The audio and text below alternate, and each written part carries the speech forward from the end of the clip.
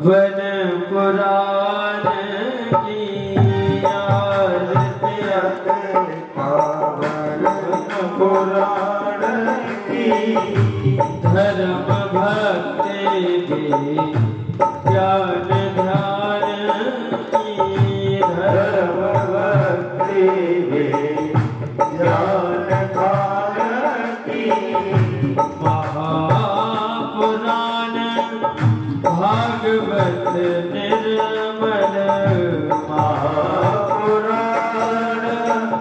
भागवत निर्मल सुख मुख विगलित निगम कल्प फल सुख मुख विगलित निगम कल्प फल परमानंद सुधार समय कल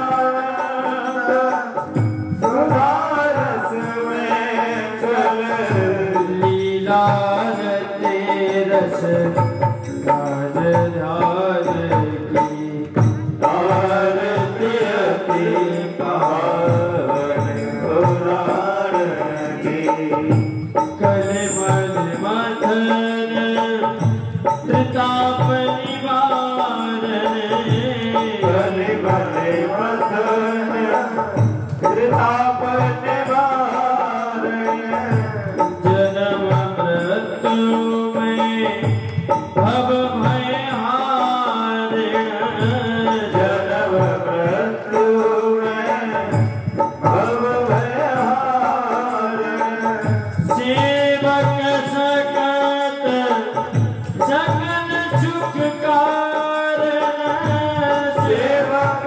सकल सकल सुख कारण शुभ औषधि हरि चरित गान की आरती अति पावन पुराण की विषय विलास विमोह विलासन विषय विलास विमोह विनाशन विमल विराग्य विवेक विकासन विमल विराग विवेक विकासन भगवत तत्व रहस्य प्रकाशन भगवत तत्व रहस्य प्रकाशन परम ज्योत परमात्मा ज्ञान की आरती अति पावन पुराण की हो परमहंस मुनि मन उल्लासिन परमहंस मुनि मन उल्लासिन रसिक हृदय रस रास विलासिन रसिक हृदय रस रास विलासिन मुक्ति मुक्ति रति प्रेम सुदासिन मुक्ति मुक्ति रति प्रेम सुदासिन कथा अकंचन प्रिय सुजान की आरती अति पावन पुराण की हो धर्म भक्ति में ज्ञान ध्यान की धर्म भक्ति में ज्ञान ध्यान की आरती अति पावन पुराण की आरती अति पावन पुराण की धर्म भक्ति में ज्ञान ध्यान की कृष्णाय वासुदेवाय हरे परमात्मने प्रणत गोविंदाय गोविंदाय नमो नमः। रामाय रामभद्राय रामचंद्राय वेदसे रघुनाथ महाराज की जय। आदित्य आनंद की जय। श्री माता की जय। राजा रामचंद्र भगवान की जय। श्री हनुमान जी महाराज की जय। जय जय श्री राधे जय जय श्री राधे जय जय श्री राधे।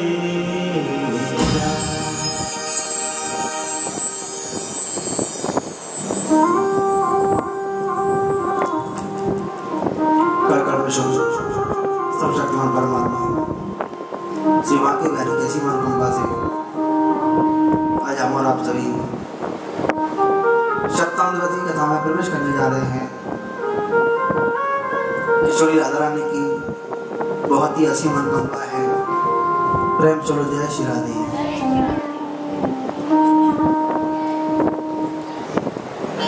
कल हमारे प्रभु का विवाह हुआ। आप सभी विवाह में सम्मिलित हुए।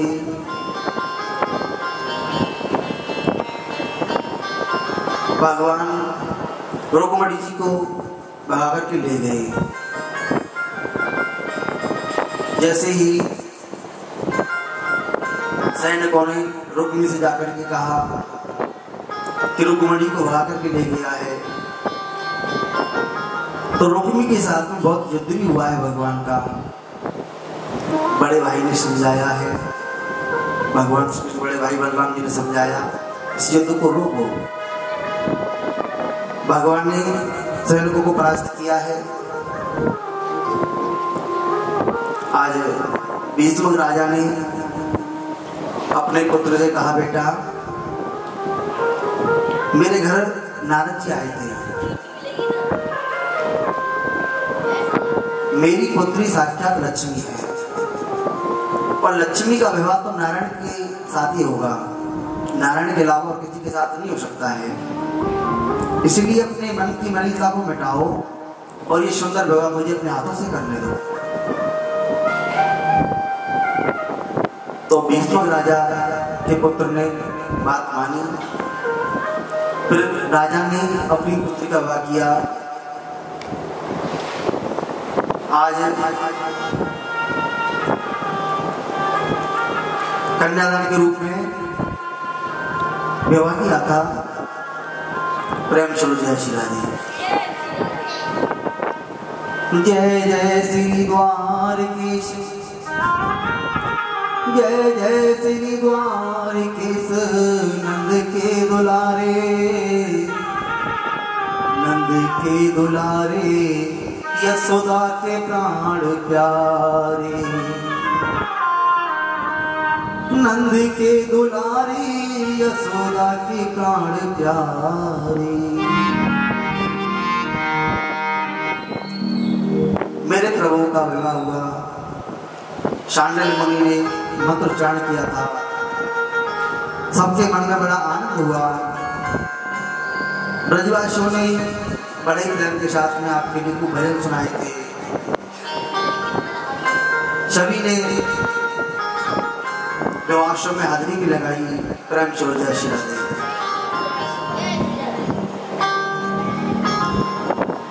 लक्ष्मी स्वरूप ने रुक्मिणी जी को तो बहुत ही अच्छा लगा। गोविंद रूपी वर प्राप्त करके वो गदगद हो गई।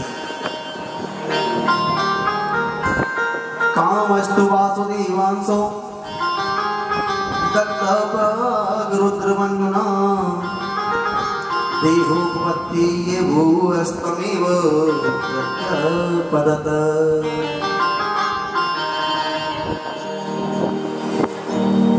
एक बात बड़ी समझने की है, जो व्यक्ति अपने जीवन में ज्यादा बढ़ता है ना, उसके उतने ज्यादा शत्रु हो जाते हैं।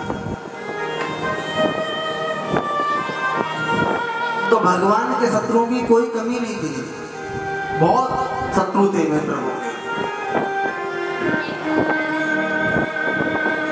आज रुक्मिणी जी के पहले पुत्र का नाम था प्रद्युम्न। एक सम्रासुर नाम का असुर आया, वो प्रद्युम्न जी को चुरा करके ले गया। और आकाश में जाकर के उसने फेंक दिया है। समुद्र में मछली उस बालक को निकल गई। अब तो मछुआरे ने मछली को पकड़ भी लिया और सम्रासुर के घर में भेज दिया। सम्रासुर के यहाँ भोजन बनाने का कार्य करते हैं विद्यावती।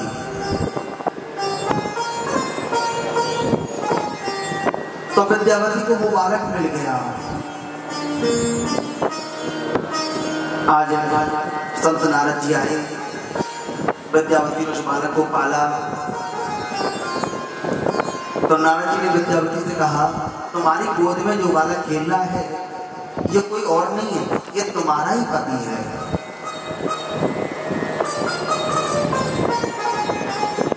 जब शिव तीसर नैन उगारा, मेरे कर काम भय उचारा। भगवान शिव ने जब तुम्हारे पति को भस्म कर दिया था, कामदेव को जलाकर भस्म कर दिया, तुम रुदन कर रही थी, तो भगवान ने कहा कि तुम्हारा पति द्वापर में कृष्ण का पुत्र बनेगा और तुम सम्रासुर के यहाँ भोजन बनाने का कार्य करना, वहां तुम्हें तुम्हारा पति मिल जाएगा। तो आज विद्यावती को अपना पति मिल गया है। उसके बाद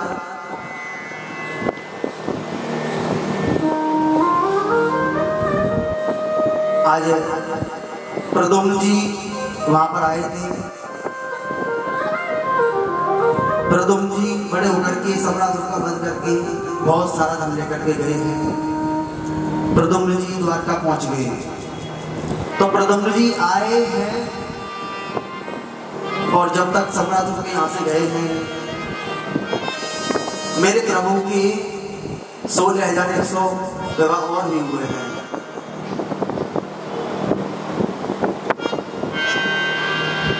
तो कुल पूरे विवाह 16,108 हुए हैं। 16,107 विवाह और संपन्न हुए। तो मेरे कन्या के विवाह हुए 16,108, क्योंकि 16,108 का मतलब क्या होता है कि परमात्मा ही आत्मा के सच्चे पति होते हैं। आत्मा शुभ परमात्मा, आत्मा का सच्चा संबंध परमात्मा से है, उस गोविंद से है। तो भगवान का दूसरा विवाह भालू की बेटी के साथ में हुआ। जामवती जी की पुत्री जामवती जी के साथ में भगवान का दूसरा विवाह हुआ है। इसी प्रकार भगवान का तीसरा विवाह सत्यभामा जी से हुआ है और चौथा विवाह भगवान का कालिंदी यमुना जी से हुआ और पांचवा विवाह मेरे प्रभु का मृत्युवृंदा के साथ हुआ है। और छठवां विवाह कहते एक और राजा है, नग्नजित नाम के राजा हैं, उनके यहाँ 7 बैल हैं, बड़े बुद्धिमान बैल हैं। राजा ने कहा इन 7 बैलों की नाक में जो एक साथ में नकेल डाल देगा उसी के साथ में अपनी पुत्री का विवाह कर दूंगा। तो ऐसा ही किया है मेरे प्रभु ने। इसलिए छठवां विवाह नग्नजित के साथ हुआ है, इनका नाम सत्या भी है। और 7वां विवाह मेरे प्रभु का भद्रा से हुआ। मध्य देश के एक और राजा है, राजा के बेटे का नाम है लक्ष्मणा। तो 8वां विवाह मेरे प्रभु का लक्ष्मणा के साथ में हुआ है। एक और राजा हुआ था जिसका नाम था भौमासुर। भौमासुर का मतलब है जो स्वयं भूमि से उत्पन्न हुआ, उसे भौमासुर बोलते हैं। भौमासुर ने अपने बल का दुरुपयोग किया, बड़े बड़े राजघरानों में जाता और राजकुमारियों का हरण करके ले आता। आज जब ये भौमासुर ने मन में संकल्प किया कि जब ये राजकुमारियां 20,000 हो जाएंगी तब इनके साथ में एक ही मुहूर्त में विवाह करूंगा। तो उसने 16,100 राजकुमारी को बंदी बना लिया जैसे ही भगवान के पास में सूचना पहुंची भौमासुर के बारे में, देवताओं ने कहा, क्योंकि देवताओं की मां अदिति के कुंडल और वर्ण छत्र भी उसने चुराया था। आज भगवान सत्यभामा को लेकर के भौमासुर के पास पहुंच गए और भौमासुर के पास में जाकर के उसके साथ बहुत युद्ध हुआ है। तो मेरे प्रभु ने भौमासुर का भी उद्धार किया, भौमासुर को मार दिया है। भौमासुर के कारागृह में प्रवेश किया। मेरे प्रभु ने देखा कि ये 16,100 राजकुमारियों को बंदी बना रखा है।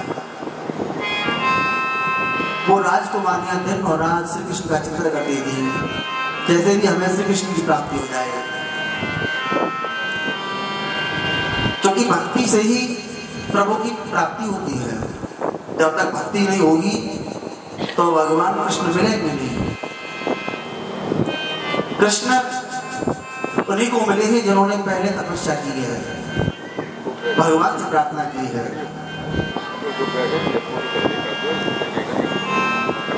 ये मनुष्य शरीर भी तभी मिलता है जब हम पहले कोई अच्छे कर्म करके आए हैं, और भागवत का सुनने को जब मिलती है जब हम और भी अच्छे काम किए हैं तो हम कथा में पहुंचते हैं, भगवान कृष्ण की भक्ति करते हैं, प्रभु का चिंतन करते हैं, स्मरण करते हैं। आज भौमासुर के कारागृह में भगवान गए, राजकुमारियों को देखा तो नेत्र सजल हो गए।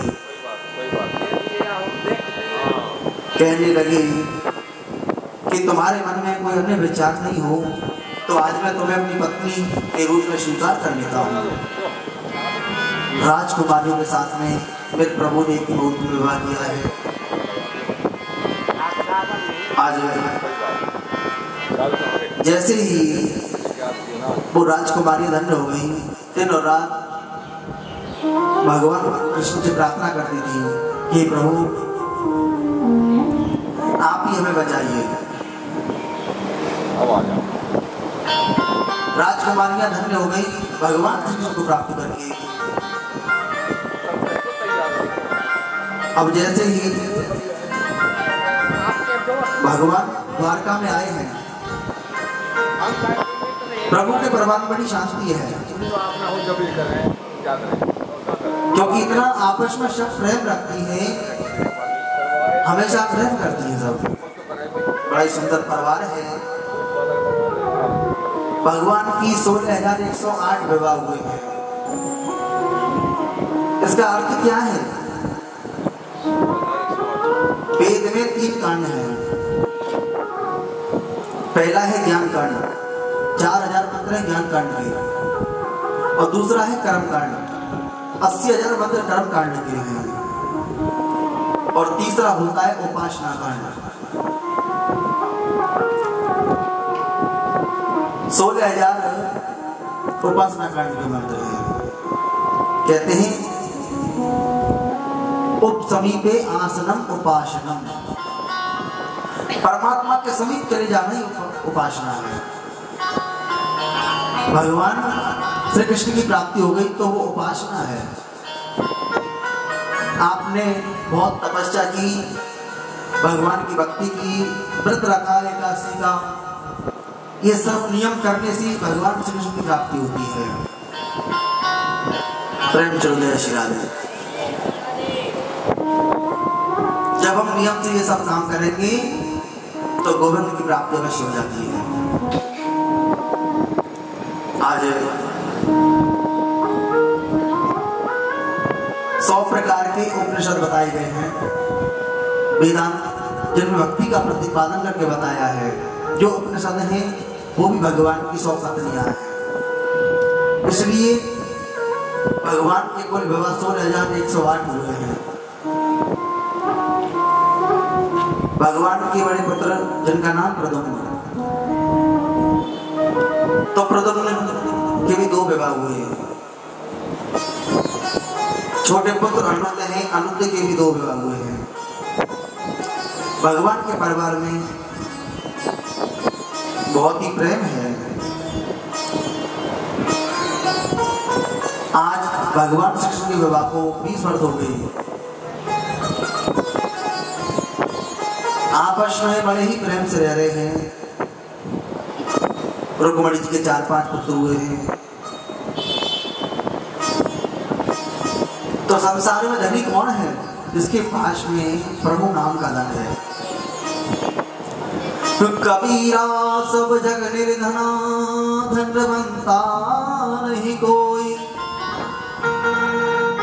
कबीरा सब जग निर्धना, धनवंता नहीं कोई। और धनवंता सोई जानियो, क्या को कृष्ण नाम धन होए। धनवंता सोई जानियो, जब राम नाम धन होए। संसार में धनी कौन है? धनी वो है जिसके पास में प्रभु नाम का धन है, ज्ञान का धन है, भक्ति का धन है, वैराग्य का धन है। हम समझते हैं कि ये पैसे वाले हैं, ये धनी है। पैसे वाले को धनी नहीं है। वो सिर्फ यहाँ धन यही मिलता है और यहीं पर रह जाता है। लेकिन हमारे साथ जो धन जाने वाला है वो प्रभु नाम का धन ही जाता है। प्रेम सुनो जय श्री राधे। इसलिए प्रभु नाम का धन हमारे साथ रह जाता है। इसको कोई भी नहीं चुरा सकता है। सबसे बड़े धनी तो संसार में संत हैं, जिन्होंने सब कुछ त्याग करके सिर्फ श्री कृष्ण की भक्ति की। प्रभु नाम की भक्ति की, इसलिए वो बहुत बड़े धनी हैं। लेकिन यहाँ पर आप लोग क्या समझते हैं कि इनके पास कुछ नहीं है। अरे संतों की बराबर उन्होंने जीवन में तप किया, तपस्या की। तो हमने तो सिर्फ अपना ये जन्म में ही कुछ किया है, उन्होंने तो अपना अगला जन्म ही बना लिया बढ़िया अच्छा। जैसे ही मीरा को व्रती हुई, लोगों ने कहा अरे मीरा, ये महात्मा बनने में तुम्हें क्या मिला? मीरा ने कहा जब किसी को कोई रत्न मिल जाता है उसको दुनिया की और कोई वस्तु अच्छी नहीं लगती है। तो मीरा को तो गिरधर गोपाल की प्राप्ति हो गई। इसलिए जिनके पास में भक्ति है वही संसार में बड़े धनी माने जाते हैं। आज सुखदेव जी बोले भगवान बनने में फायदा नहीं है, प्रभु की सेवा करिए। हमेशा भगवान की सेवा में लगे रहिए। जीवन में बहुत आनंद मिलेगा। सुखदेव जी कहते हैं पर से भगवान के पोते अनिरुद्ध, उनके भी 2 विवाह हुए हैं। एक विवाह रुक्मी की पोती के साथ हुआ और दूसरा विवाह बाणासुर की पुत्री उषा के साथ में हुआ है। उसके बाद नारद जी ने आकर के भगवान से कहा कि पांडव नई राजधानी बनाना चाहते हैं, वो राष्ट्रयज्ञ करना चाहते हैं। आज इंद्रप्रस्थ में यज्ञ कह रहे हैं, इंद्रप्रस्थ में यज्ञ करना चाहते हैं। हम और आप बैठे हैं, इसका नाम इंद्रप्रस्थ है। पहले इसका नाम इंद्रप्रस्थ था, पांडवों की राजधानी थी इंद्रप्रस्थ। विदेशियों ने यहाँ पर राज्य किया तो उसको विदेशियों ने दिल्ली बना दिया, नाम बदल दिया। लेकिन इसका वास्तविक नाम तो इंद्रप्रस्थ ही है। भगवान ने कहा पांडवों से कहना मैं जरूर आऊंगा। नारद जी को विदा किया है प्रभु ने, इतने में एक वटूत आया है। उसने कहा कि मैं गया से आया हूँ। भगवान बोले कहिए क्या बात है। दूत ने कहा कि मगध की जो राजा जरासंध है ना, उसने 20,000 राजाओं को बंदी बना लिया है नरबलि देने को। उन राजाओं ने मुझे आपके पास भेजा है, आप उन राजाओं को बचाइए, उनकी रिहाई का प्रयास करें। भगवान बोले चिंता मत करो, उन राजाओं से जाकर कहना कि मैं उनकी रिहाई का प्रयास करूंगा। जैसे ही मेरे प्रभु ने दूत को भी नहीं दिया है, आज प्रभु इंद्रप्रस्थ में आए हैं और भगवान ने सोचा कुछ ऐसा काम करूं ताकि जरासंध का भी उद्धार होना चाहिए, उसका भी वध हो जाएगा।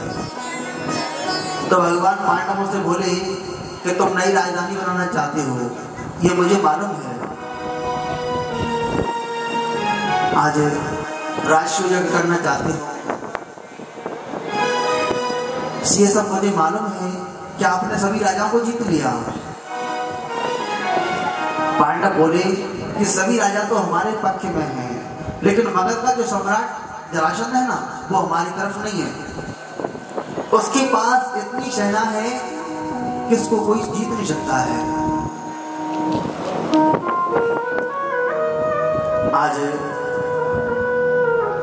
मेरे प्रभु ने बहुत ही नीति की बात कही है।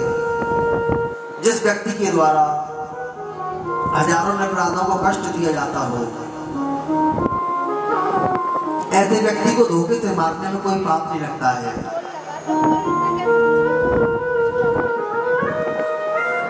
तो आज मेरे प्रभु ने सोचा कुछ ऐसा काम करूं कि जरासंध का भी वध होना चाहिए। तो मेरे प्रभु भीमसेन को पंडित बनाया है, अर्जुन को भी ब्राह्मण बनाया और तीनों ही ब्राह्मण का रूप लेकर के जरासंध के यहाँ जा रहे हैं। जरासंध के यहाँ पहुंचे, जरासंध ने बहुत ही स्वागत किया कि आइए पंडित जी, मैं आपकी क्या सेवा करूं, बताओ। भगवान बोले बताओ। जरासंध कहने लगा कि आप अपना परिचय दीजिए। भगवान बोले अभी क्या बताएं, हम हिमालय से चले आ रहे हैं, हमने सुना है कि आप बड़े दानी हैं। जरासंध बोला मैं कोई दानी नहीं हूं। क्या तुमने द्वारकाधीश का नाम सुना है? द्वारकाधीश प्रभु से बातें हो रही हैं और जरासंध बोला क्या तुमने ये द्वारकाधीश का नाम सुना है? भगवान बोले हाँ हाँ सुना है, बोलो क्या हो गया। उसने कहा, जरासंध ने कहा कि वो ऐसा है, मैंने 17 बार ब्राह्मणों को यज्ञ पर बैठाया और ब्राह्मणों ने मेरे लिए ऐसा तब किया। मैंने ब्राह्मणों से कह दिया कि अब की बार मेरी कृष्ण से विजय हो जाए, मैं तुम्हें बहुत सारा धन दूंगा, कहीं जाने की जरूरत नहीं है। उन ब्राह्मणों ने मेरे लिए इतना अच्छा यज्ञ किया था कि कृष्ण मथुरा छोड़ करके और द्वारका में पहुंच गया। तब से पंडित जी मेरे यहाँ कोई ब्राह्मण आता है ना, मैं उसको बहुत सारा धन देता हूँ, उसको कहीं जाने की जरूरत नहीं पड़ती है। और आप तो 3 ब्राह्मण आए हैं, बताइए मैं अभी क्या सेवा करूँ। भगवान ने 3 वचनों में पहले ही बांध दिया जरासंध को। प्रेम से जय श्री राम। भगवान बोले जो मांगेंगे वो देना होगा। जरासंध बोला तो ठीक है मैं जरूर दूंगा। 3 वचनों में बांध दिया। भगवान जैसे मुस्कुराने लगे, जरासंध बोला अरे पंडित जी मैंने तुम्हें देखा है कहीं, मैंने तुम्हें देखा है। क्योंकि भगवान जब मुस्कुराते हैं ना, तो जरासंध सोचने लगा कि ये मैंने तो देखा है को कहीं। भगवान बोले अरे तुम्हारे यहाँ तो पंडित जी आते रहते हैं ना, हो सकता है कभी मैं भी आया हुआ, देख लिया होगा। जरासंध बोला मांगे क्या चाहिए? भगवान बोले कि हम तीनों में से किसी एक के साथ युद्ध करना होगा। जरासंध ने कहा अरे बड़े पंडित होकर के युद्ध का क्या काम है तुम्हारा? भगवान बोले हम कोई पंडित नहीं है, हम भी राजा हैं, तुमसे युद्ध करने आए हैं। जरासंध ने कहा तुम कपटी हो,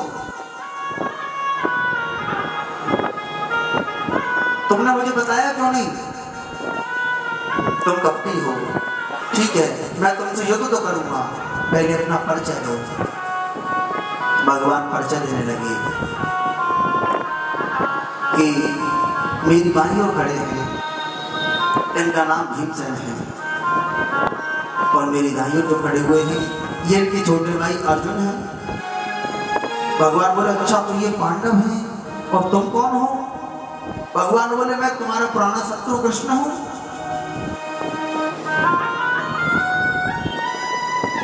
प्रेम चलो जय श्री राधे। जरासंध ने कहा ठीक है, मैं युद्ध तो करूंगा, लेकिन तुम तो बड़े डरपोक हो, तुम तो युद्ध करते समय पर मथुरा छोड़ करके द्वारका में भाग गए, द्वारका में चले गए, इसलिए मैं तुम्हारे से तो युद्ध नहीं करूंगा। रण छोड़ करके चले गए। प्रेम चलो जय श्री राधे। भगवान बोले कि देखो अर्जुन, मैं एक बार ब्राह्मणों की रक्षा के लिए द्वारका में चला गया कि ब्राह्मणों की रक्षा हो जाए, उसे बार बार गाता है, और मैंने इसको 17 बार हराया, उसे नहीं बताता है। जरासंध कहने लगा मैं तुमसे युद्ध नहीं करूंगा, और अर्जुन से भी युद्ध नहीं करूंगा। अर्जुन भी मेरे समान बलशाली नहीं है, वो भी दुबला पतला है। जरासंध ने कहा कि मैं केवल भीमसेन से युद्ध करूंगा। भगवान बोले देखो अर्जुन को फेल कर दिया और मुझे फेल कर दिया, भीमसेन को ही पास किया, क्योंकि भीमसेन ही ज्यादा बड़ा बलशाली लग रहा है। भगवान बोले कोई बात नहीं है, तीनों में से किसी एक से युद्ध कर लीजिए। तो भीमसेन के साथ में जरासंध का युद्ध प्रारंभ हुआ है। युद्धं देहि राजेन्द्र द्वंद्वसो यदि मन्यसे, युद्धार्थनो वयं प्राप्ता राजन्यानानिकांक्षिणः। आज युद्ध हो रहा है। जैसे ही युद्ध प्रारंभ हो रहा है, भीमसेन के साथ में युद्ध करते करते एक दिन रात्रि के अर्ध पहर भीमसेन के साथ बहुत युद्ध हुआ जरासंध का। अब भीमसेन ने खूब प्रयास किया जरासंध का वध हो जाए, लेकिन नहीं हुआ। भीमसेन रात्रि को भगवान के पास आए और भगवान से बोले सुनो, ये आदमी नहीं तो पहाड़ है, अरे मेरी तो नस नस ढीली हो गई और मेरे बस की बात नहीं सी युद्ध करना। भगवान बोले तो हम क्या करें, जब तुम्हें युद्ध में पास किया तुम युद्ध करो। भीमसेन कहने लगा या तो भाग चलो, नहीं तो मैं अकेला ही भाग जाऊंगा, मेरे बस की बात नहीं है, मैं युद्ध नहीं कर पाऊंगा। भगवान बोले अब की बार और युद्ध करो, और मैं जैसे सारा करूं मेरी तरफ देखते रहना, जब मैं बताऊंगा तुम्हें इसका वध कैसे होगा। भीमसेन ने कहा ठीक है, एक बार वो युद्ध कर लेता हूं। तो भीमसेन और जरासंध का जब युद्ध हुआ, तो जैसे ही भगवान ने तिनका चित्र के इशारा कर दिया, इसको बीच में से ऐसे हाथ दीजिए, इधर वाला ऐसा इधर डालिए, इधर वाला इधर डालिए, तिनका चित्र के इशारा किया। इस प्रकार से भीमसेन के द्वारा जरासंध का भी वध करवा दिया है भगवान ने। प्रेम से जय श्री राधे। जरासंध का वध हो गया, उसके पुत्र को राजगद्दी पर बैठा करके बहुत सारा धन लेकर के भगवान इंद्रप्रस्थ में आ गए हैं, और यहाँ पर यज्ञ का शुभारंभ हो रहा है। जैसे ही राजसूयज्ञ का शुभारंभ हुआ तो एक प्रश्न हो रहा है। अब शिशुपाल भी आया था जाकर में।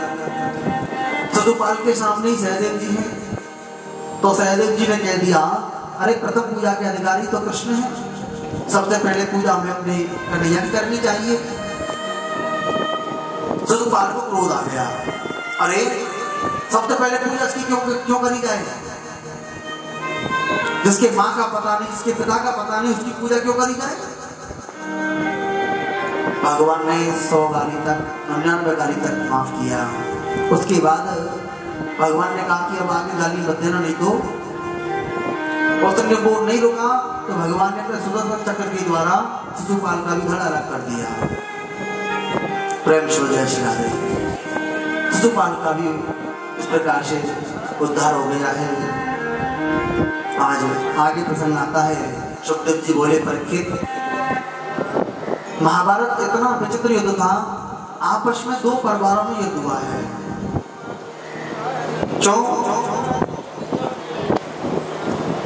कौरवों ने पांडवों से द्वेष किया और पांडव आधे राज्य के अधिकारी थे, उनको आधा राज्य मिला नहीं, इसलिए आपस में द्वंद्व हुआ है। इसी को लेकर के अपने किए गए कर्मों की सजा सबको भोगनी पड़ती है। उसमें कोई भी हो, सबको अपने कर्मों की सजा भोगनी है। भगवान ने, लेकिन जैसे पांडवों ने भगवान का साथ लिया, इसी प्रकार हम भी भगवान का साथ लेंगे तो अवश्य की विजय होती है। भगवान के चरणों का आश्रय ले लीजिए, आपका जीवन कितना खुशहाल हो जाएगा, जीवन का बड़ा आनंद मिल जाएगा। आज पांडवों को जो विजय मिली थी तो उनके साथ गोविंद थे, मेरे कन्हैया थे, और विजय उनकी होती है जिसकी साथ में मेरे कन्हैया होते हैं।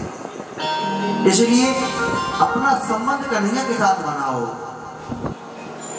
संसार में संबंध बनाते रहेंगे तो कभी भी कृष्ण की प्राप्ति नहीं होगी, और मेरे कन्हैया से संबंध बन जाएगा तो आपको अवश्य ही विजय मिल जाएगी। और मेरे गोविंद गौरव धाम में चलेगी। उसके बाद तुमने मरे हुए सबको डाल दिया इसी गले में, तुम्हें 7 दिन में मरने का श्राप लगा है। आज मैं तुम्हें कथा सुनाने आ गया। पहले दिन कथा को श्री सुखदेव जी ने आज कथा से जोड़ दिया। इसलिए परीक्षित से कहा है कि जब तक तुम अपने मन को गोविंद के चरणों में नहीं लगाओगे तब तक आपको ज्ञान नहीं हो सकता है। ज्ञान जब होगा जब आप अपने मन को भगवान के चरणों में लगा दीजिए, कृष्ण की भक्ति में लगा के रखिए। बाकी और जीवन में कुछ साथ नहीं जाता है, सिर्फ कृष्ण नाम ही अपने संग रह जाता है। अपना किसी प्रकार से भागवत सुनते रहिए जीवन में कि कृष्ण की प्राप्ति हो जाए। श्रीमद् भागवत जी का अध्ययन करें, श्री कृष्ण की नाम की माला करें, जाप करें, और बार बार वृंदावन गोवर्धन के दर्शन करते रहें। प्रेम से जय श्री राधे। कीर्तन स्मरण ये आप जीवन में करेंगे तो अवश्य ही आपको प्रभु की प्राप्ति हो जाएगी।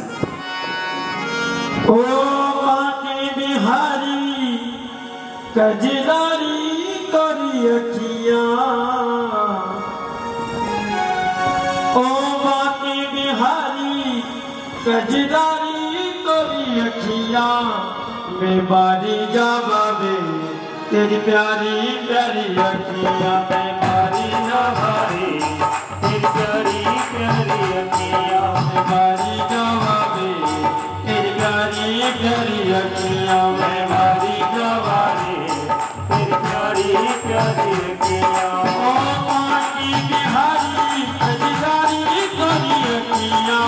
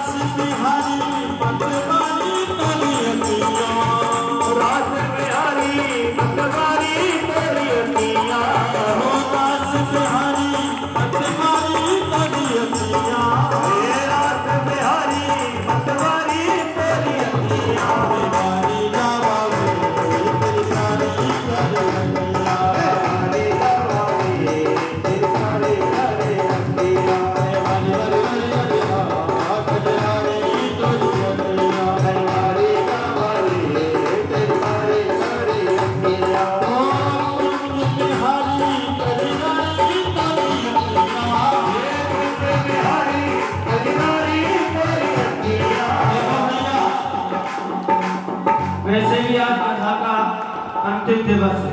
हाँ, आप लोग कह रहे होंगे 6 दिन से हमें बहुत परेशान कर दिया, बस आज की बात हो। उठाओ बजाओ ताली, उठाओ हाथ बजाओ ताली, बोलते हैं ना हम लोग। हाँ, इसलिए आज और बोलेंगे, कल से नहीं कहेंगे तुमसे बिल्कुल भी। हाँ, इसलिए आज और उठाओ दोनों हाथ और बोलो बिहारी जी से, ओ बाकी बिहारी खजरारी तोरी अखिया, बाकी बिहारी खजरारी तोरी अखिया, ओ बाकी बिहारी खजरारी तोरी अखिया, बाकी बिहारी खजरारी तोरी अखिया, हरी गावा में तेरी हरी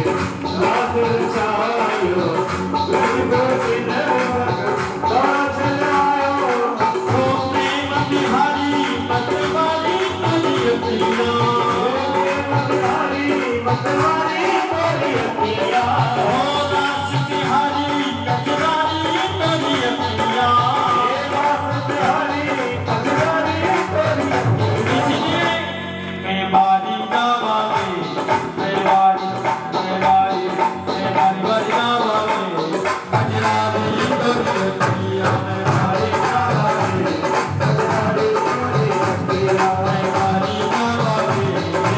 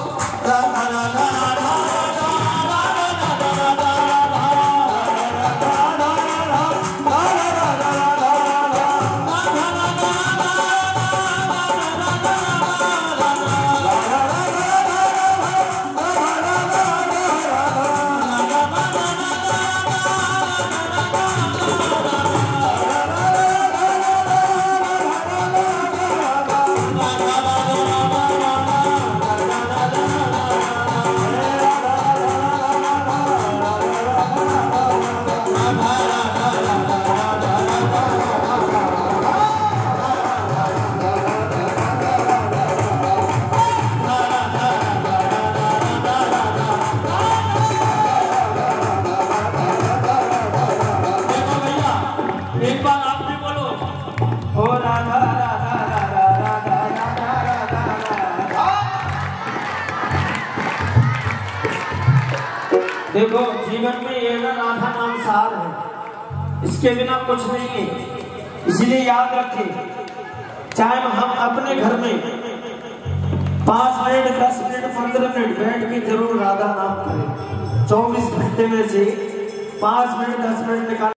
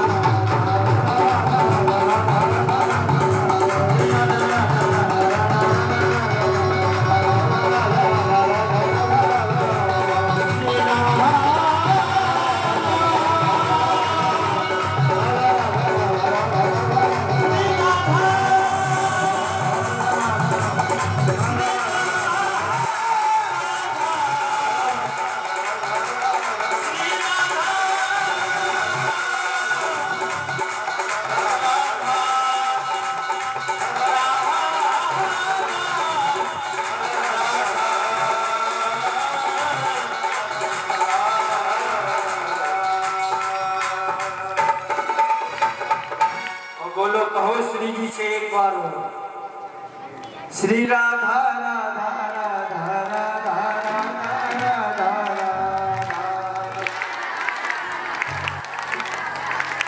भोजन तो सभी करके आए हैं, भोजन तो करके आए हैं ना सब, कौन कौन नहीं। सुदामा जी के प्रसंग पर चलते हैं, जिन्होंने भगवान श्री कृष्ण से मित्रता की। आज सुखदेव जी राजा परीक्षित को सुदामा चरित्र के बारे में वर्णन कर रहे हैं कि भगवान श्री कृष्ण की सखा जिनका नाम सुदामा, सुदामा जी के जीवन में कुछ भ्रांति है, लोग कुछ सोचते हैं और भागवत नाम कुछ और ही लिखा है। यहाँ पर श्री सुखदेव जी ने सुदामा जी को यह नहीं लिखा है कि ये भीख मांगते हैं, भिखमंगा नहीं है। जो ये कहता है कि ये सुदामा जी ने भीख मांगी और सुदामा जी देखो वही रह गए। प्रेम चलो जय श्री राधे। मैंने भी सुना है लोग कुछ ज्यादा पढ़ लिख जाते हैं, ज्यादा समझदार हो जाते हैं ना, तो वो क्या कहते हैं, अरे सुदामा के पास क्या था, सुदामा के पास बताओ, सुदामा इतना गरीब हो गया, उसने ऐसा किया, उसने ऐसा किया। अरे लोग जानते नहीं है सुदामा जी का नाम आज भी भागवत में लिया जाता है। कोई वो छोटे मोटे संत थे, प्रेम बड़ो प्रेम जय श्री राधे। क्योंकि सुदामा जी जो भगवान श्री कृष्ण को मित्र माना है, कहीं भी सुदामा जी ने भी नहीं मांगी है। कृष्ण शासीद सका कश्चित ब्राह्मणो ब्रह्मवित्तमः विरक्तिन्द्रियार्थेषु प्रशांतात्मा जितेन्द्रिय। सुदामा जी ने अपने जीवन में कहीं भी भीख नहीं मांगी है। हाँ गरीब है लेकिन भीख नहीं मांगते, क्योंकि ब्राह्मण भीख मांगता है तो उसकी ब्राह्मणता नष्ट हो जाती है। ब्राह्मण को गरीब माना गया है कि ब्राह्मण गरीब हो जाता है, क्योंकि ब्राह्मण से लक्ष्मी जी नाराज हो गई थी।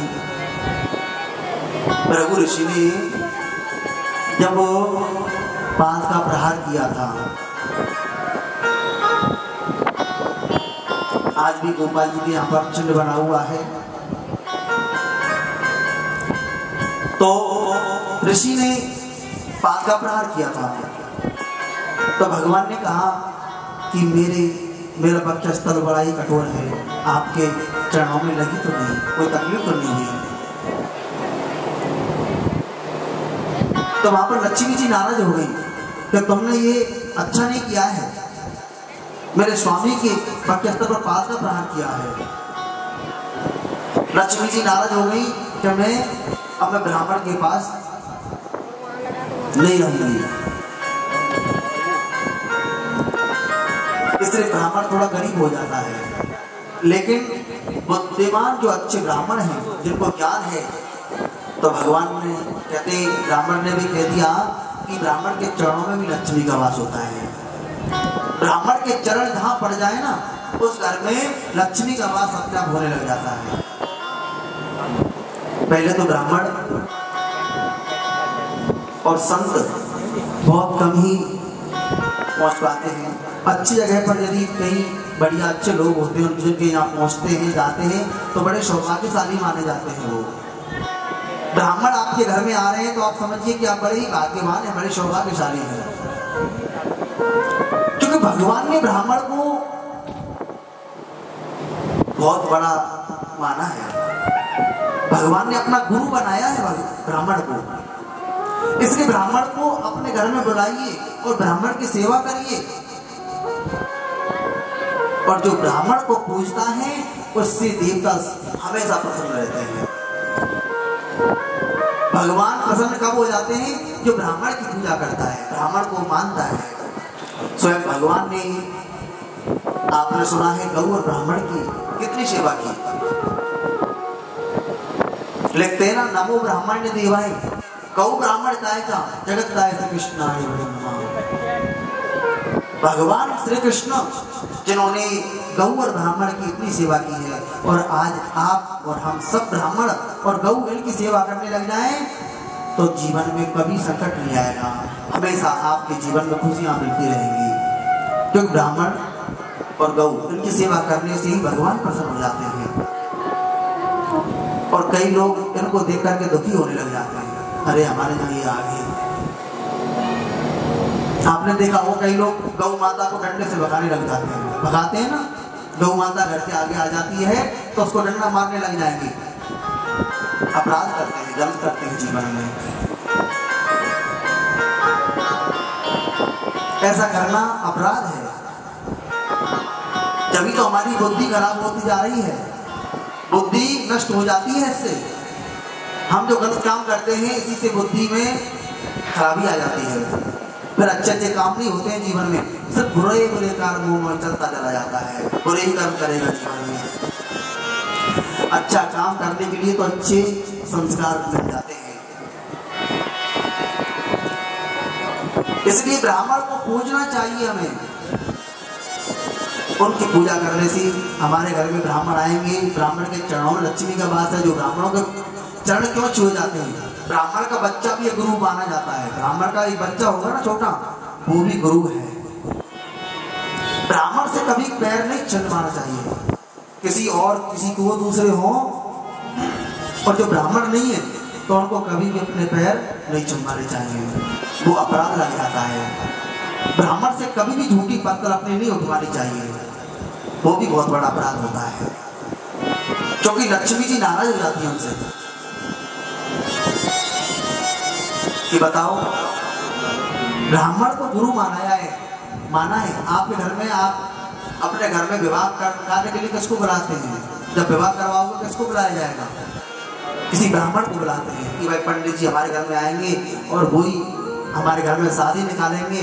कब की शादी है, सब मुहूर्त बताएंगे, इतने बजे का ये मुहूर्त है, इस मुहूर्त में आपको फेरा करना है। ब्राह्मण ही बताते हैं। घर में बच्चा होगा तो भी आप ब्राह्मण से पूछने जाओगे कि पंडित जी देखना हमारे बच्चे के लिए क्या लिखा है भविष्य के बारे में।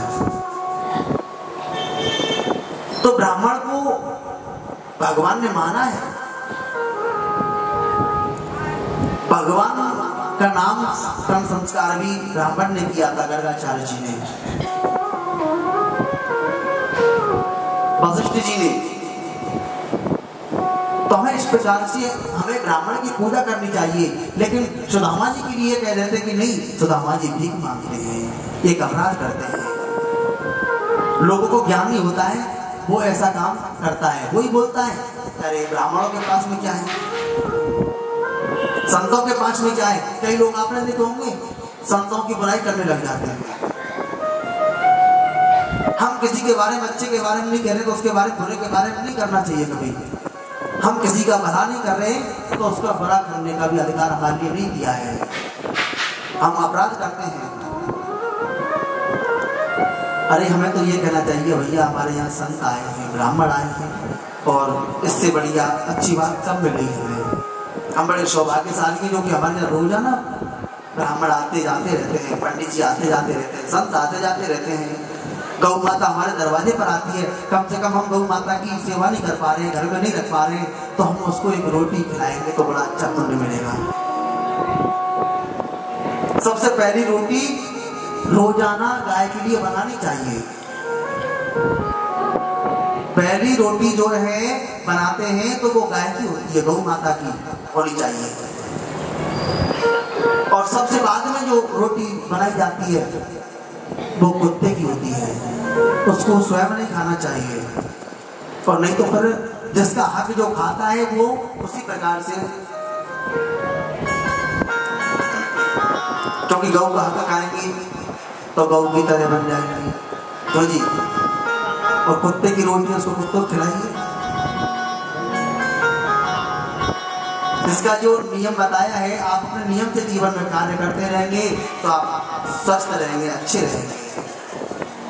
हम भागवत कथा इसलिए सुनते हैं कि हमारे बच्चों में अच्छे संस्कार मिले, हम स्वयं अच्छे बने, हर चीज आपको प्रेरणा अच्छी मिले जीवन में। तो ब्राह्मण के बारे में भगवान श्री कृष्ण ने यही कहा है, श्री सुखदेव जी ने यही कहा है कि ब्राह्मण कभी भीख मांगने का अधिकार नहीं दिया है। ब्राह्मण भीख नहीं मांगता है। हाँ, ब्राह्मण को दान करना चाहिए। ब्राह्मण दान लेने का अधिकारी है। आप दान करोगे किसके लिए दोगे? अपने जहाँ श्राद्ध पक्ष आएगा, पितरों की पूजा होती है तो किसके लिए देने जाएंगे? भाई ब्राह्मण को ही देंगे, पंडित जी को देंगे तभी तो आपको फल मिलेगा। या गाय की रोटी किसी और को खिला देंगे तो हमें पुण्य मिल जाएगा। क्यों जी? जब हम जो गाय की रोटी बनाई है और उसको हम किसी और दूसरे को खिला दें तो क्या आपको फल मिलेगा? नहीं मिल सकता है। ऐसी ब्राह्मण का कर्म बताया है, वो ब्राह्मण के लिए करने से ही फल मिलता है। हाँ, ब्राह्मण को आप दान करना, ये अच्छी बात है। दान लेने का अधिकार ब्राह्मण को दिया है। ब्राह्मण दान लेता भी है और दान देता भी है। उसको लेना और देना दोनों ही बात बताई गई है। ये दोनों हाथ बनाए हैं तो एक हाथ से ले रहे हैं तो दूसरा हाथ देने के लिए बनाया है भगवान ने। हम पे आ रहा है और उस प्रकार से देते भी जाइए। तो ऐसा ही लिखा गया है भागवत में। श्री सुखदेव जी ने एक भी जगह पर सुदामा जी को दरिद्र नहीं कहा है कि ये दरिद्र है। दरिद्र नहीं है सुदामा जी। दरिद्र किसे कहते हैं? जो अपने जीवन में असंतोषी है, जिसको संतोष नहीं है। कि जब आवे संतोष धन, जब आवे संतोष धन, सब धन दूर समान।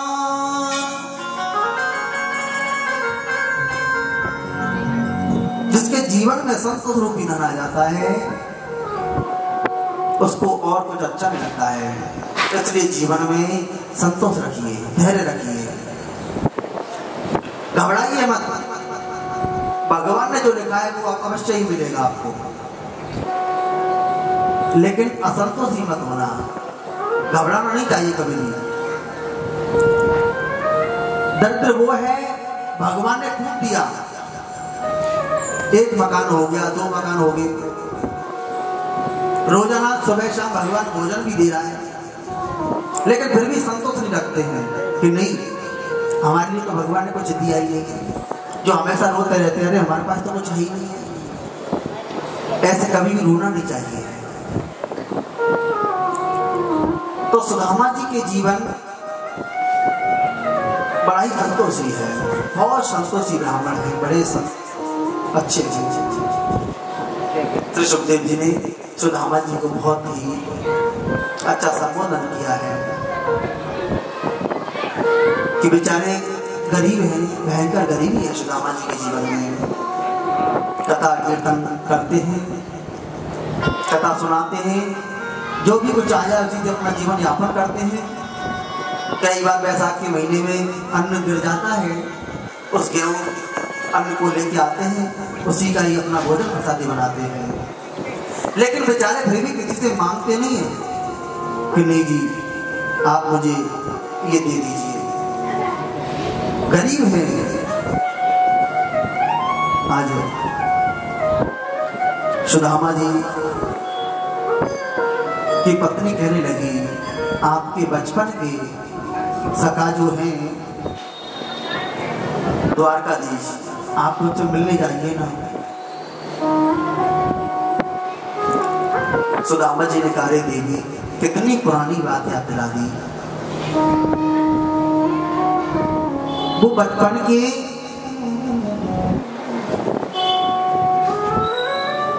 ऐसे लंगोटियां याद रहे हैं कि हम एक संग खेलते थे, एक संग पढ़ते थे, लेकिन आज देखो वो द्वारका का राजा है और अपनी कुटिया का ही राजा है। कितनी अच्छी बात याद दिलाई है देवी।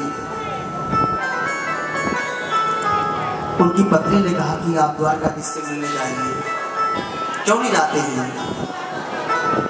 सुदामा जी बोले, देवी तुम जानती हो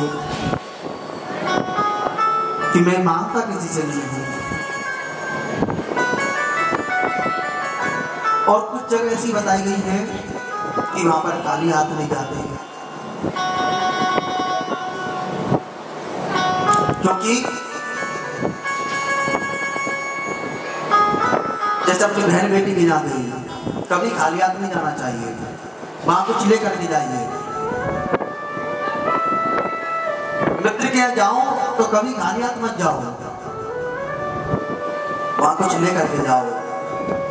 कहीं कथा कीर्तन में जा रहे हैं, सत्संग में जा रहे हैं, तो कभी भी खाली हाथ मत जाइए,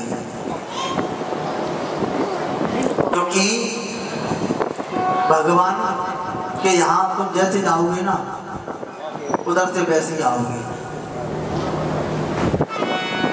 अपने गुरु के यहाँ जाओ तो कभी खाली हाथ मत जाओ, क्योंकि इन सभी जगहों पर कुछ लेके जाना चाहिए और उधर से भी प्रसाद लेकर के आइए। प्रेम से जय श्री राम। तो सुदामा जी कह रहे हैं कि देवी तुम जानती हो कि घर में कुछ रहता नहीं है और मैं मांगता किसी से नहीं हूं, इसलिए मैं कैसे जाऊंगा? सुदामा जी की पत्नी से रहा नहीं गया। अरे आप पर प्रभु प्रसन्न हो जाएंगे तो आपको बहुत कुछ मिल जाएगा। सुदामा जी बोले, अब तो मैं बिल्कुल नहीं जाऊंगा, तुम ये इच्छा लेकर के भेजोगी ना कि वहां से आपको बहुत धन मिलेगा, तो मैं जीवन में कभी नहीं जाऊंगा। कभी अपनी इच्छा लेकर के मत जाना, कभी वहां से वो मिल जाएगा। बिना इच्छा के ही जाएंगे तो आपको सब कुछ मिलेगा। बिना मांगे मोती मिले, मांगे मिले नहीं।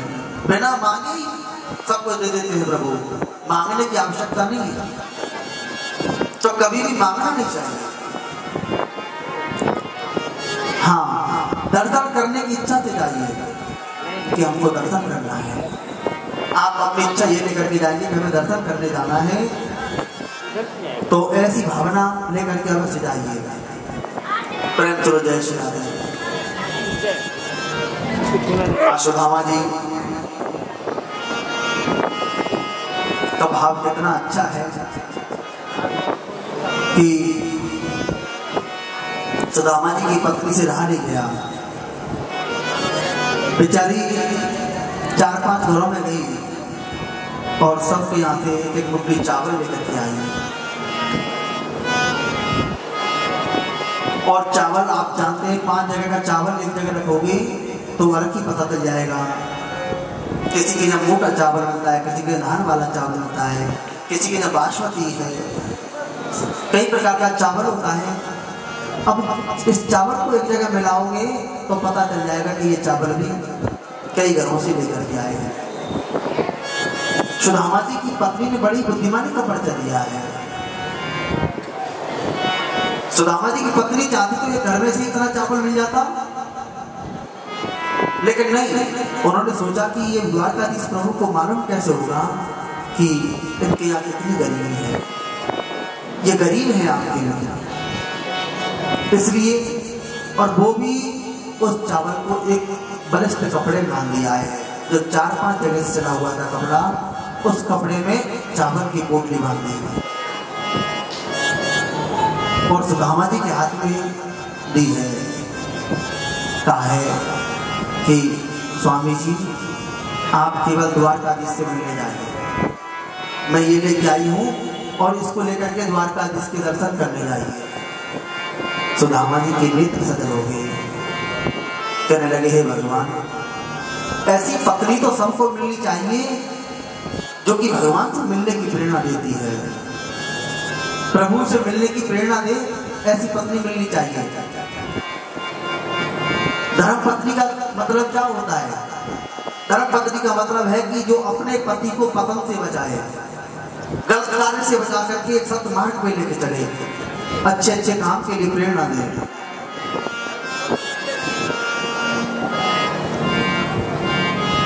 तो ऐसी पत्नी सबको मिलनी चाहिए। सुदामा जी के नेत्र सजल हो गए। सुदामा जी उस पोटली को लेकर के जा रहे हैं।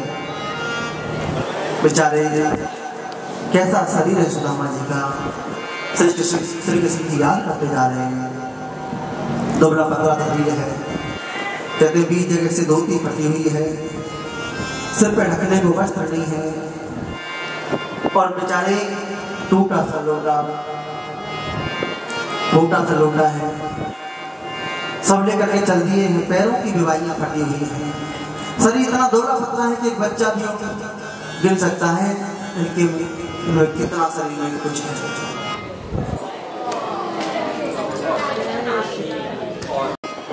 सुदामा जी श्री कृष्ण की याद करते हुए जा रहे हैं, याद कर रहे हैं प्रभु की। आज प्रभु से मिलने की खुशी में भूख प्यास सब कुछ भूल गए हैं सुदामा जी। कि भूख लगती है, प्यास लगती है, भूख लगती है, प्यास लगती है, जिंदगी अब उदास लगती है। कैसे आऊं मैं द्वारिका तेरी, कैसे आऊं मैं द्वारिका तेरी, आस भी अब निराश लगती है, आस भी अब निराश लगती है। हे प्रभु, आपसे मिलने की इच्छा है, लेकिन क्या करूं, पैदल चलते चलते शरीर थक गया है। सुदामा जी के जीवन में इतना संकट था, बेचारे नंगे पैर चल रहे थे। सुदामा जी को पैर में कांटा भी लगा तो वो भी द्वारकाधीश प्रभु ने आकर के मदद की। भगवान को सब मालूम है कि मेरा भक्त कहाँ है, मेरा भक्त क्या चाहता है, उसको क्या इच्छा है। मेरे प्रभु को तो सब मालूम है कि सुदामा जी कहाँ है। बीच मार्ग में ही जब जाते ही तो एक विशाल नदी मिली और मेरे गोविंद स्वयं केवट बनकर के आ गए। सुदामा जी के लिए अपनी नौका ले आए और द्वारकाधीश प्रभु आए और सुदामा जी से बोले, भैया कोई जाने वाला है क्या? सुदामा जी ने कहा, हाँ भैया, हम जाना चाहें, आप हमें पार कर दोगे क्या? केवट जी ने कहा, भैया हमारा काम तो पार करने का ही है, जो हमारी नौका में बैठ जाता है वो तो पार हो जाता है, आप बैठो ना। द्वारकाधीश प्रभु ने अपनी नौका बैठाया और कहा कि ये बताओ कुछ जेब में है या वैसे ही? सुदामा जी बोले भैया उतार, हमारे जेब में कुछ पैसा है नहीं, पैसा देना है नहीं, और तुम वैसे पार करोगे नहीं, हमें नहीं जाना है। मेरे प्रभु ने कहा कि अरे संत और ब्राह्मणों को हम ऐसे ही पार कर देते हैं, तुम आइए बैठिए। सुदामा जी बैठ गए हैं। अब जैसे ही बैठ गई, बार बार केवट जी सुदामा जी की ओर देख रहे हैं। सुदामा जी ने पूछा भैया ये तुम मेरी ओर क्या देख रहे हो, बार बार क्या देखते हो? केवट जी ने कहा बुरा मत मानना, आप लग रहे पंडित जी, लेकिन आप कहाँ जा रहे हो, कुछ बताओ ना। सुदामा जी ने कहा भैया वे द्वारकाधीश है ना, द्वारकाधीश वो हमारे बचपन के मित्र, बचपन के सगा है हमारे। केवट जी ने कहा वो भैया रहने दो, तुम्हारे सगा वो भी द्वारकाधीश, इतने बड़े द्वारका के राजा वो तुम्हारे सगा हो सकते हैं? सुदामा जी बोले अरे केवट जी तुमने तो जीवन भर नौका चलाई है ना, तुम्हें क्या मालूम है कि हमारे कृष्ण बड़े कृपालु हैं।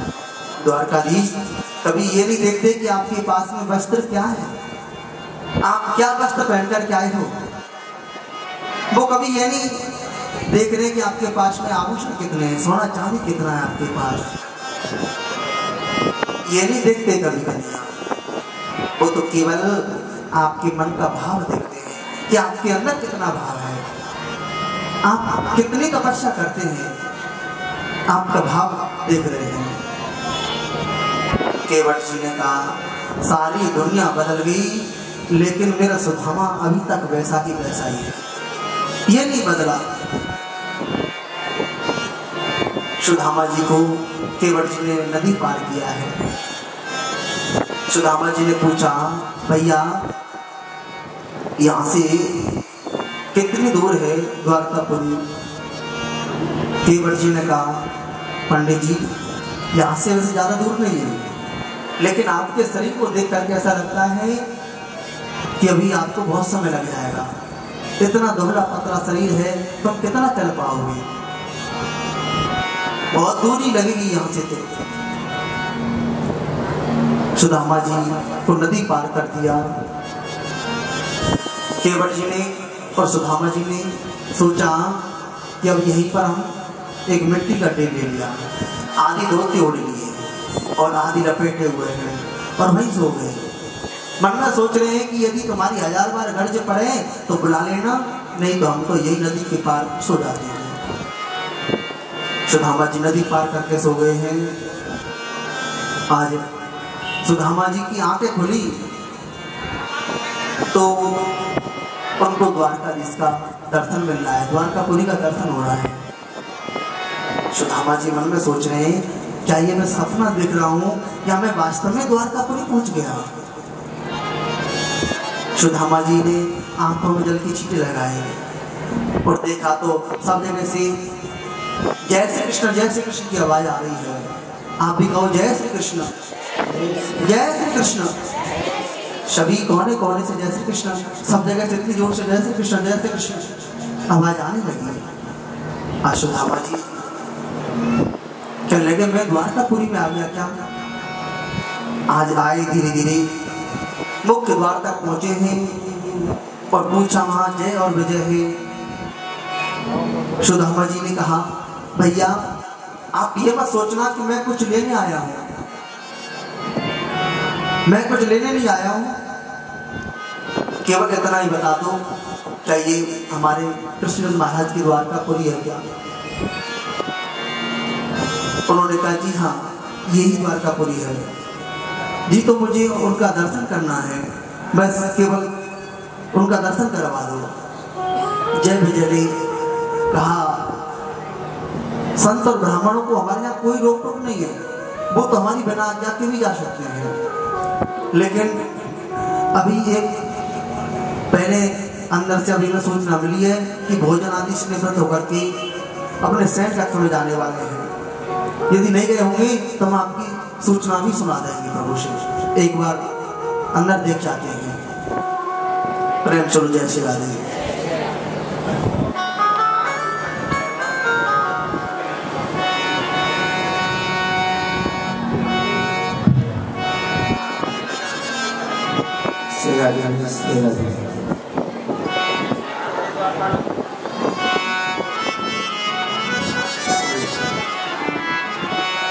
देखो देखो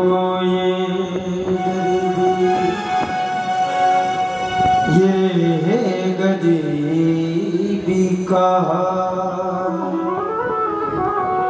कृष्ण के दर पे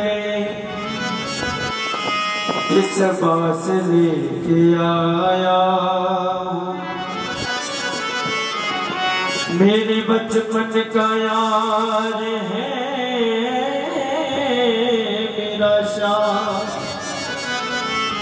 यही सोच कर मैं आस करके आया। अरे द्वार पालो कन्हैया से कह दो, अरे द्वार पालो कन्हैया से कह दो, मिले सुदामा गरीबा गया है, गरीबा गया है। द्वार पालो कन्हैया से कह दो,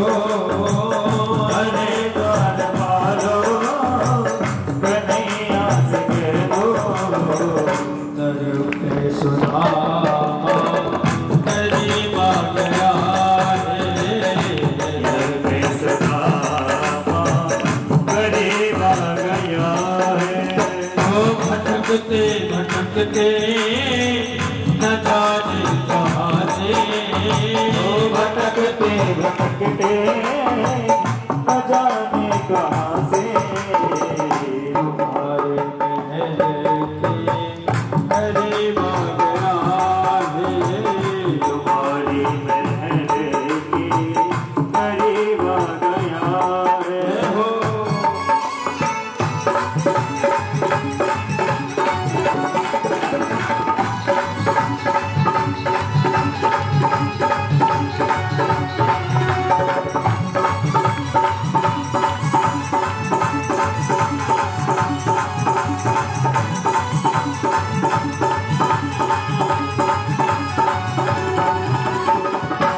सर पे है पगड़ी नतन पे है जामा, बता दो कन्हैया को नाम है सुदामा, बता दो कन्हैया को नाम है सुदामा, बता दो कन्हैया को नाम है सुदामा। एक बार मोहन सिधा करके कह दो, एक बार मोहन सिधा करके कह दो, नसीबा गया है, नसीबा गया है। अरे द्वार पालो कन्हैया से कह दो, अरे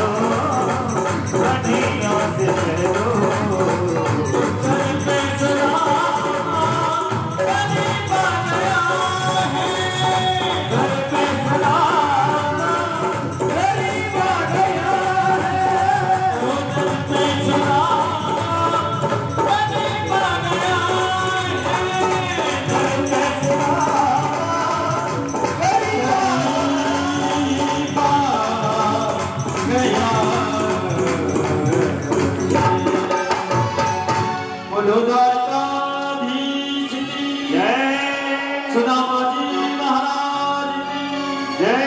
जय जय श्री राधे। जय जय श्री राधे जय जय श्री राधे श्याम।